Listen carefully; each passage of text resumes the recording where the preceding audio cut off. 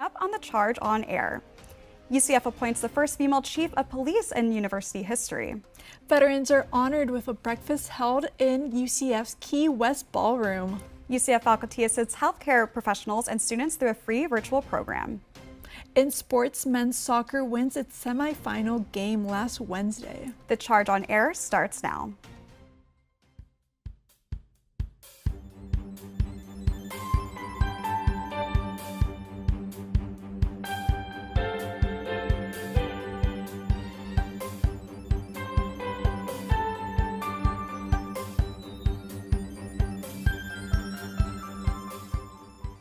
Good afternoon and welcome to The Charge on Air. I'm Casey Stone. And I'm Bianca Lopez. Today is Friday, November 14, 2025. A new chief of police was appointed at the beginning of the fall semester. Charge on Air reporter Skyler Williamson tells us more about the new police chief and the impact she's had on UCF students. On July 4th, UCF named Dr. Robin Griffin Kitzrow as the chief of police, making history, becoming the first female police chief at the university. Chief Griffin Kitzrow has worked in public safety and education for over 3 decades. She says she is proud to be the chief and is grateful to those who have come before her and paved the way. You know, work is not a noun, it's a verb, and you have to show up and you have to do the reps. Competition is fierce, so I would say show up, dress up, have a standard of excellence in everything that you do, train hard, work hard, and, and watch the magic happen. Griffin Kitzrow says because law enforcement is typically more male-dominated, all of her mentors were male. She says because of that, she hopes to mentor everyone, not just females, but also males. For decades, law enforcement has been a male-dominated field, but UCF has changed that narrative. Dr. Robin Griffin Kitzrow's appointment to police chief has already inspired some UCF students to follow in her footsteps. Daniela Reich is a sophomore public administration major. Reich says seeing someone break gender barriers at the leadership level at her own college is inspiring. I've met her once or twice, a handful of times, but she's such a strong presence. She walks into a room and there's just that automatic respect, even from everyone, whether male, female, whoever it is. She's just such a great role model, especially all the work that she's done in her past. It really reflects on her here at UCF. Reich says having a female chief of police opens more doors for women in law enforcement. Chief Griffin Kitzrow says she's grateful for all of the women who have come before her. She says it's less about gender and more about work. It's about the work ethic and the showing up and serving in an excellent way and bringing your heart for service in service to our campus community, everyone in our campus community. So those are the things that are critically important. In Orlando, Skyler Williamson, The Charge on Air. Chief Griffin Kitzrow says she plans to build on the university's success and focus on making sure the police department is trained in crisis intervention and response. The Office of Military and Veteran Student Success honored members of UCF's veterans community yesterday morning with its first Salute to Veterans breakfast event in the Key West Ballroom. The veteran community was brought together to enjoy a morning with warm breakfast, live music, and special awards. The event featured the national anthem, the presentation of colors, and remarks from several speakers. Keynote speaker Michael Kepner emphasizes the importance of unity and the foundations organization provides to students to help them be successful. Student Veteran of the Year, Minor Medrano, explains how much the Office of Military and Veteran Student Success has impacted his life. I like to joke around with people sometimes, but I love that I can go there and it really does feel like a family. I can knock on any of their doors and talk about any problems that I'm having, just like even student school classes. I can talk about anything and they're wide open doors. So that's what I love about them, and they've impacted my life a lot. Office of Military and Veteran Student Success continues to show appreciation for its students and staff, especially through the month of November, which is known as National Military Appreciation Month. Faculty from UCF's Academic Health Sciences Center have launched a support program for healthcare students and workers. Charge on Air reporter Victoria Pera tells us more about the program's impact this year in the healthcare community. Following the COVID-19 pandemic, the Florida Hospital Association announced in 2021 that the state of Florida faces an overall shortage of 59,100 nurses by 2035. To address this, a group of employees at UCF's Academic Health Sciences Center introduced Renew You, a free and evidence-based virtual toolkit that is designed to build resiliency among healthcare providers, students, clinics, and hospitals. This program was launched to the public for free at the beginning of this year with the support of a $1.5 million grant from the U.S. Health Resources and Services Administration. Since the program's piloting and public launch, the toolkit has been used by 2,500 healthcare workers. UCF Associate Professor of Physical Therapy, Dr. Lori Neely, assisted in the program's development. Neely says there was a lot of collaboration from different colleges at UCF to bring this program to life. So that's why we all kind of came together and collaborated together on this, and we all bring kind of a different level of expertise. So from physical therapy, we're looking more at physical activity, strength training, things like that. Whereas in medicine, they were looking at nutrition. Renew You provides 10 peer-reviewed interventions designed to promote wellness for individuals, teams, and organizations. For some healthcare professionals and students, it might be difficult to find the time or the money to meet face-to-face. That is why for some, this virtually free option might be more accessible to those who need it. Dr. Esli Yalim, an associate professor in UCF School of Social Work, contributed to the different interventions in the program. Yalim says the design of this program suits the fast-paced environment of healthcare work. Are the practices and activities they can do in a very short time. That was the main idea behind this program, because as you know, healthcare is very fast-paced environment, so we want students to understand self-care is important. As the first year of the program's operation comes close to an end, the Renew You team from UCF aims to spread the message of this program to even more healthcare students than before. In Orlando, Victoria Pera, The Charge on Air. For anyone in healthcare in need of free virtual resources, visit renew.now.org. In late October, the Florida Senate filed Senate Bill 252, prohibited discrimination based on hairstyle. Charge on Air reporter Bryanna Valderrama tells us more. On October 20th, the Florida Senate filed Senate Bill 252. This act is cited as the Creating a Respectful and Open World for Natural Hair Act, better known as CROWN Act.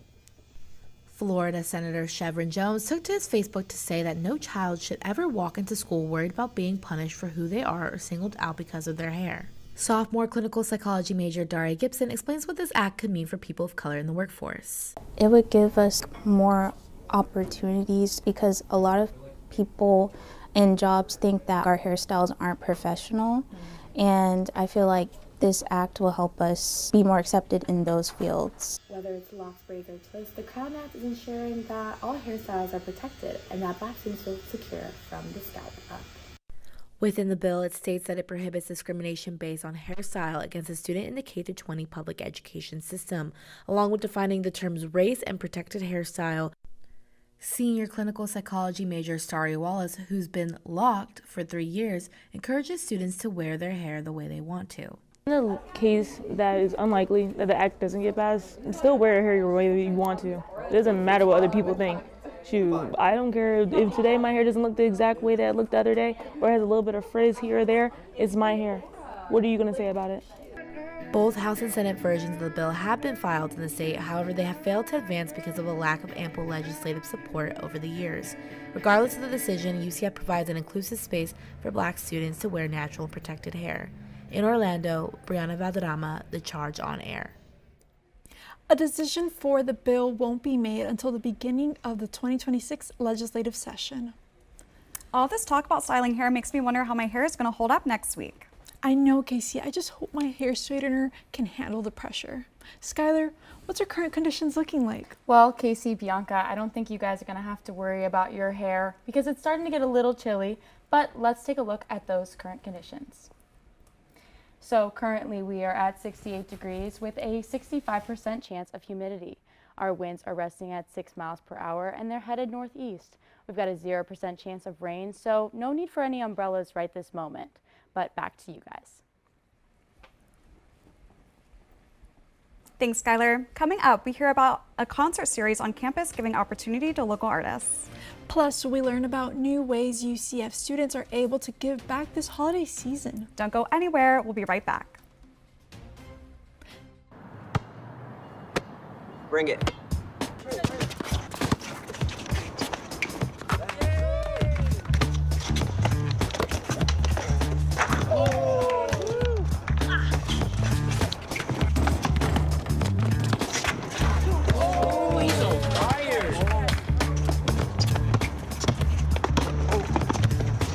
Time out, guys. I'm late to dinner. My mom's gonna kill me. Catch you guys later. Mom wants us home. Okay. Bye, guys. You guys need a ride? Sure. Yeah. All right. How about some one-on-one? I gotta go eat, man. Sorry, I'll see you later.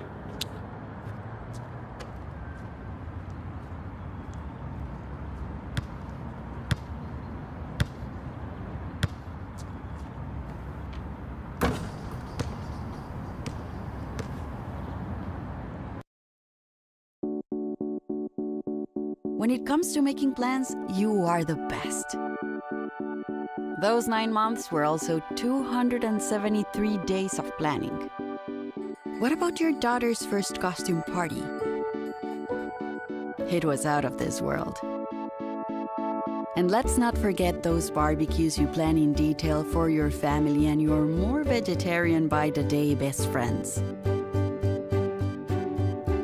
Surprise party for your parents' golden anniversary? You get the golden planning. The same way you plan each detail for those moments, start planning to protect you and your loved ones from a natural disaster.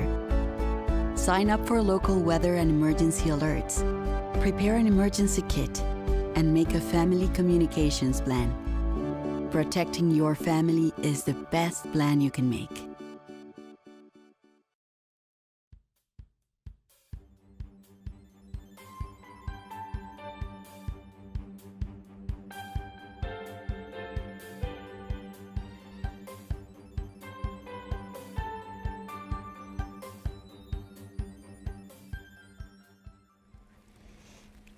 Students from the Pegasus Music Group decided to create a concert series to showcase local artists. The Pegasus Group created Night Shift, and every month they showcase different bands hoping to expand visibility. The bands also have their work showcased on YouTube. The idea is to listen to them, play different songs, and have some Q&As to learn about the band and get more people to listen to their music. Miranda Arnold, Director of Recruitment, tells us more. And we really wanted to find a way to showcase local Orlando bands outside of the shows that we produce. So we decided to come up with Night Shift, which is kind of like a spin-off of Tiny Desk, super inspired. We all love the program. This month, Night Shift featured the Fraternals. The band started playing at coffee shops, and now they are ready to launch their success and talent to bigger venues. Night Shift hopes to give more visibility to different bands and encourage students to check them out on YouTube and Spotify. To see the full episode of Night Shift, visit the Pegasus Music Group's YouTube channel. After 238 years, we will be saying goodbye to the penny. On Wednesday, the U.S. minted its last penny. President Donald Trump announced early this year that he ordered the nation to stop making the penny, saying that each one cost nearly 4 cents to create. Other coins, including the nickel, dime, and quarter, will still be minted. The removal of the penny creates 2 issues. First is that businesses will eventually have to round prices up or down. The second problem is that dropping the penny will create a greater need for nickels, which are a more expensive coin to mint.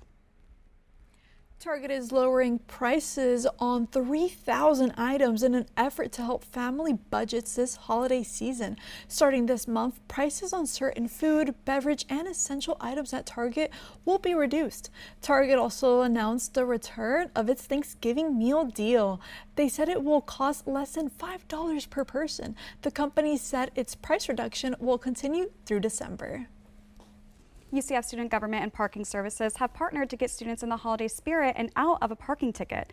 Since 1947, the U.S. Marine Corps have collected over 700 million toys for its Toys for Tots drive. But it's been 8 years since UCF's MVSS Center started helping them collect toys to donate back to kids in Central Florida. This year is the first time they're partnering with Student Government and Parking Services to waive parking citations in exchange for a new toy donation with a minimum value of $15 until December 5th. Receipt proof is required, and only one unpaid citation with the value of $30 or less can be waived. Director of MVSS Michael Kapner speaks about this new partnership.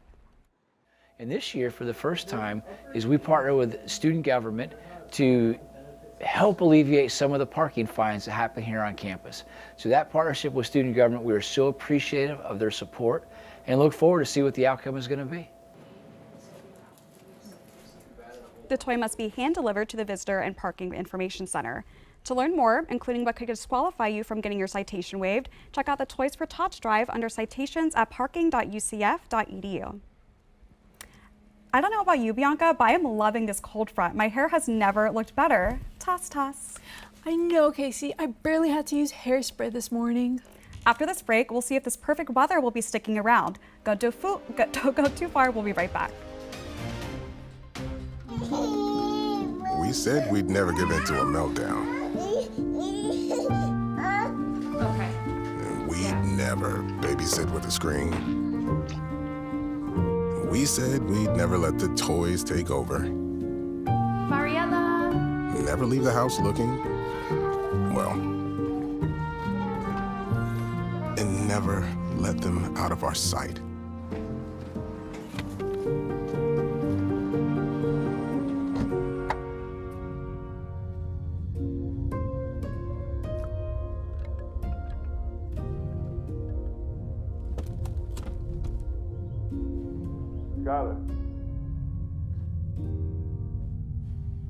Skyler, come here. Cars get hot fast, and kids can be at risk. Before you leave the car, always stop, look, lock. We come from a long line of farmers, and there's a sense of pride with being part of these multi-generational businesses. But there's also a significant amount of pressure. My senior year of high school, my dad made the decision that this world no longer needed him in it. I don't know if he was overwhelmed by the bills and checks that weren't going to be coming in because of the strawberries dying off, but it breaks my heart that my dad made a permanent decision for a temporary issue. Don't feel like you have to go through it alone. Farmers have to take care of their physical and their mental health, because what's a farm without a farmer? In the mornings, that's my time. Watching the sun come up, I can have a cup of coffee and exercise if I want to. It helps me start the day with a sense of gratitude. Yay! Every day is a new opportunity. Don't forget to check in on yourself. Love, your mind. With this cold weather on the horizon, let's check in with student meteorologist Lauren Koller from Embry-Riddle Aeronautical University for a look forward at the national forecast. Hello everyone and welcome back. I hope you've been staying warm as we get into the later parts of November. But right now we're really going to be focusing on this storm developing right off the coast of California. This low pressure system is going to be bringing a lot of winds, and with those winds, some rainfall. With that rainfall, of course, you're going to have the potential of floods. So around California, they're going to have the potential from 1 to 2 inches of rainfall, as well as 4 inches in some selected areas. And then in the higher terrains of California, they're going to be looking at 6 to 12 inches of potential snow. Now, on the other hand, in the central part of our country, we're actually going to be seeing some record high temperatures. So in most of the central and western areas, we're going to have 20 to 30 degrees above normal. And then in South Dakota and Nebraska, we're going to have a potential of a record high that might even be spreading over to Florida. So for that Florida weather, head back to UCF, and I hope you have a great day. It certainly has been a nice and chilly week on campus. Finally, I was able to bring out some of the items in my fall collection. I know, it was quite beautiful with clear skies and very little rain. I only hope this nice weather continues. Let's check in with student reporter Skyler Williamson to see if these fall temperatures will continue into this next week. Ladies, Well, yes, as we can tell, November is officially sweater weather, so you might want to pop out in those sweaters. For now, let's take a look at our current temperatures throughout the state. All right, so in Gainesville, we've got 69 degrees. Palm Coast is sitting at 68 degrees, and Leesburg is at 67 degrees.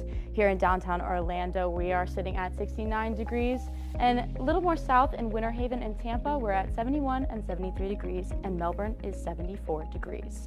Now let's take a look at our 5-day forecast. So as you can see, our highs are pretty consistent throughout the week, sitting at 77 on Saturday and Sunday, 78 on Monday, and 80 and 81 on Tuesday and Wednesday. Our lows are also pretty consistent throughout the week, Saturday being 55 degrees, 56 degrees on Sunday, 59 on Monday, 57 on Tuesday, and 60 on Wednesday. There's a 0% chance of rain, so there's no need for an umbrella this week, but you might want a windbreaker. For me, I'm gonna go make a hot chocolate for myself, so back to you guys at the desk. Coming up after the break, UCF women's soccer is making history with its 3rd year in the Big 12. Plus, we get to see how our men's basketball team played against FAMU last Tuesday night. UCF Sports is right after this.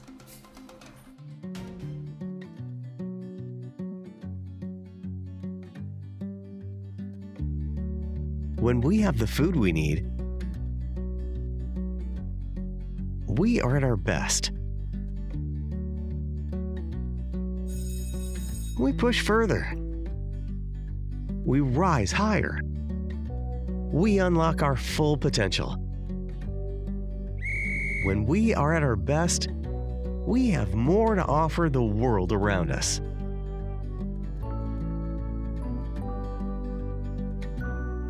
When we have the food we need, we make our communities stronger. Together, we can help everyone get the food they need to thrive. Join the movement to end hunger at feedingamerica.org/actnow.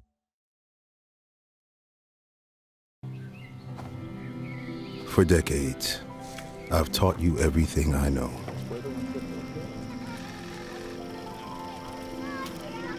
How to safely build a fire. How to control the flames.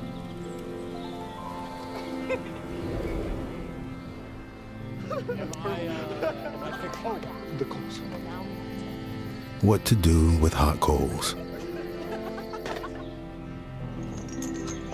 How to secure your chains.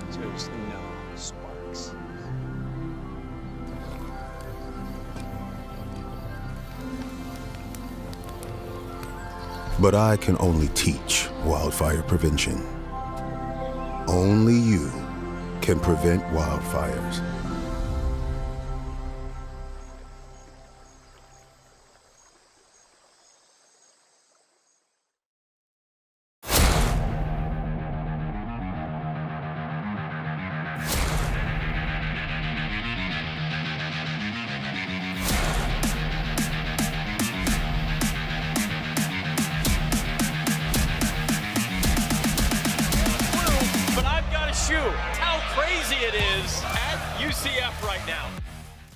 Friday nights. My name is Bryanna Valderrama, and I'm here to give you the latest on UCF sports.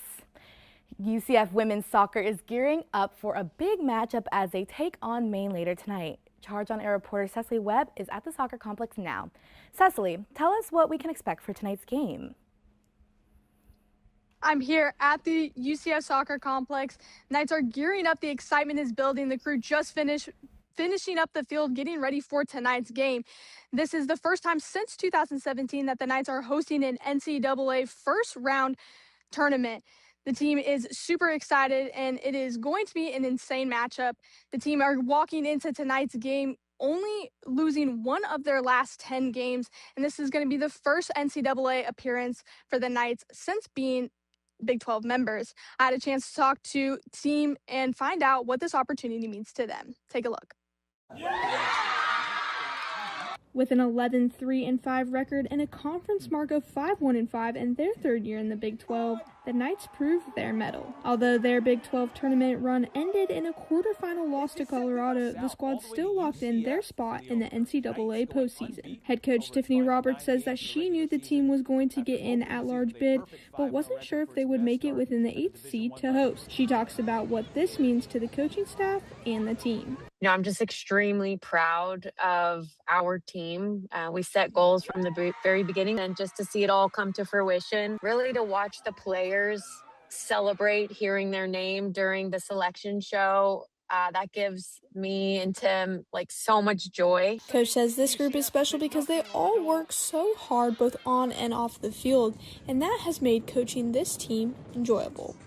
Coach Tiff said this is one of her favorite teams she's ever led, not because of just the talent, but because every single one of these girls is coachable. Despite the new faces, the Knights have really come together with a perfect blend of competitiveness and fun, and that's what's really kept them together through all of the challenges they faced so far this season.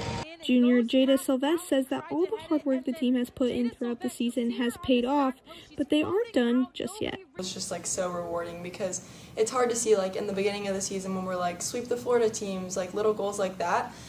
When you see all those come together for the big picture, it really means a lot. The Knights are ready for their next challenge tonight against Maine. In Orlando, I'm Cecily Webb, the Charge on Air. Kickoff is set for 7 p.m. tonight. The Knights are hoping being at home on their turf will give them the advantage. They're hoping the UCF crowd will help them secure a win. The winner of tonight's match will move on to the second round of the NCAA tournament. I'm Cecily Webb reporting live here from the UCF Soccer Complex. Back to you, Bryanna. Thank you so much, Cecily. On Wednesday night, the men's soccer team claimed a pivotal victory over #1 seed Kentucky Wildcats in the Sun Belt Conference semifinal. Against Kentucky, the men's soccer team will be advancing to the Sun Belt Conference Championship game for the first time. A strong performance from team's defensive backline proved crucial in securing the win. Sophomore forward Drew Hansen has been proving to be the knight in shining armor for the team, scoring the past 2 game winners. Hansen explains how he is keeping his nerves calm going into the championship. Coming into the tournament, it was kind of like we had all to lose, but nothing to lose. For me, the support from all the other guys in the team has been so good throughout throughout the tournament that I haven't felt too much nerves or too much pressure. And I think the final will be the same way. At the end of the day, it is just another game, and there is a ring on the line, and we want to win that, of course. Leaving it all on the field, let's see the team bring home the silverware. The team is set to face Marshall in the Sun Belt Championship game this Sunday. UCF men's basketball tipped off against FAMU on Tuesday night as heavy favorites, and the final score did not disappoint. Carmelo Pacheco had a standout performance against the Rattlers, leading the Knights with 17 points in a 97-60 home win. The junior guard sank a near-perfect 5 out of 6 three-pointers, the most out of any Knight in one game this season. But it was a tale of 2 halves for the Rattlers. They managed to score 40 in the second half after only scoring 20 in the first. Head coach Johnny Dawkins wasn't distracted by the offensive party from the Knights, saying that his team needs to work on staying focused for the full game.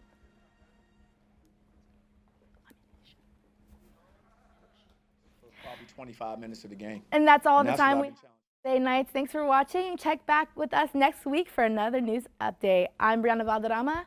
Thanks for watching. Have a great day.